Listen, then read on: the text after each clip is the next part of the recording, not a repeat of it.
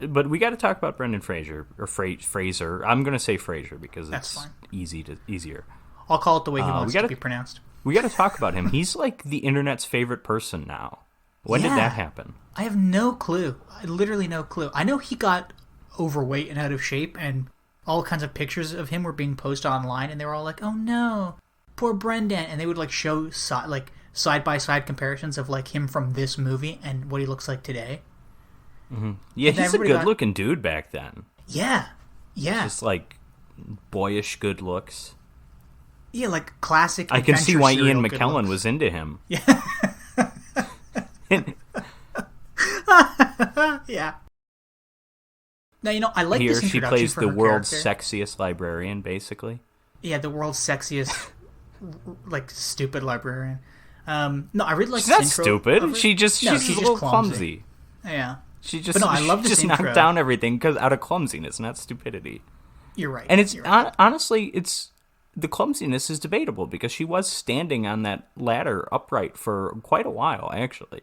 So that's what I was going to bring up. I love this intro because it shows how intelligent she is, how well read she is. You about... just called her dumb or Well, stupid. listen. I love how it shows how into Egypt and Egyptian culture she is, and then she starts balancing on this stupid ladder, and you're like, oh my god, where's this going? And then you think, oh, she's gonna save it, and then she just knocks everything over. Like she's just like almost right off the bat, she's just like a lovable character who's just like average, everyday, ordinary person who is going to be sucked into this crazy adventure. Sure.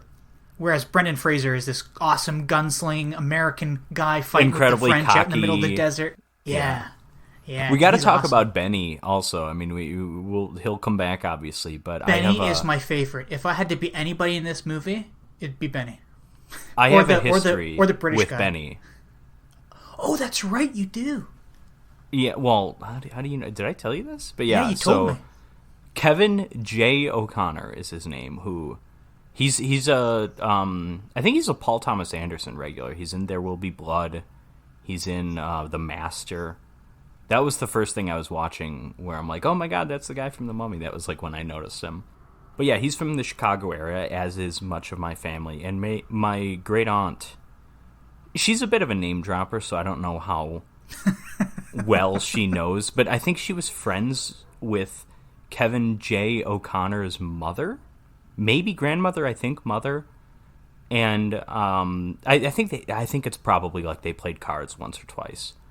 But at the time, I heard about this and I really liked the Mummy movie, and I didn't know what actor he was in it because I was pretty young.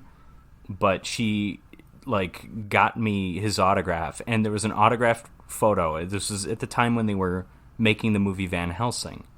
And so it's an autographed photo of him in Igor makeup, which is just the funniest thing because he's like the most disgusting, ugly son of a bitch you've ever seen in that movie. But that was like that was like early in production of Van Helsing, or at least well before it came out. So I was, for a long time, I seemed to be the only one on earth excited for that movie.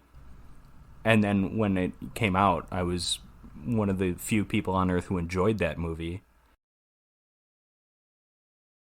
This really is so grounded in like the early to mid 1920s. Like all the wide CG shots of like the pyramids in the back with the ship in the front, everybody getting on steamships, and there's biplanes, and it's almost like you're transported back. We got to time. talk about the biplanes too, because that British guy, He's he's a World War I veteran, right? Yeah, in World War One. Was he 75 in World War I? I know, dude. Yeah, when is this Because supposed he's to take so place old. again? Yeah, this is like this is. I would cast this guy as a World War I veteran if this took place in like the 60s. I was reading just before we started doing this. I was reading Roger Ebert's review of this movie, because this movie was not particularly loved by critics. It wasn't hated. Van Helsing was like hated when that came out. Like that got some awful critics reviews. But this movie, like, some people liked it, some people didn't. And Roger Ebert's review was like, he says something like, I don't think I can point to a single thing that I thought was well done in this movie. I don't think I can point to like a single positive in terms of the direction, the script, the acting. and yet somehow I enjoyed it all the way through. And I'm like, I think that's kind of how I agree with this. I think that's how I feel about this movie, that the acting's not great. Brendan Fraser is likable, but just too goofy. He's too comedic. The comic relief is good, but there's too much of it because the main character's kind of comic relief too. Yeah. And the effects aren't great. But it's just like, it's just enjoyable. I don't know what it is.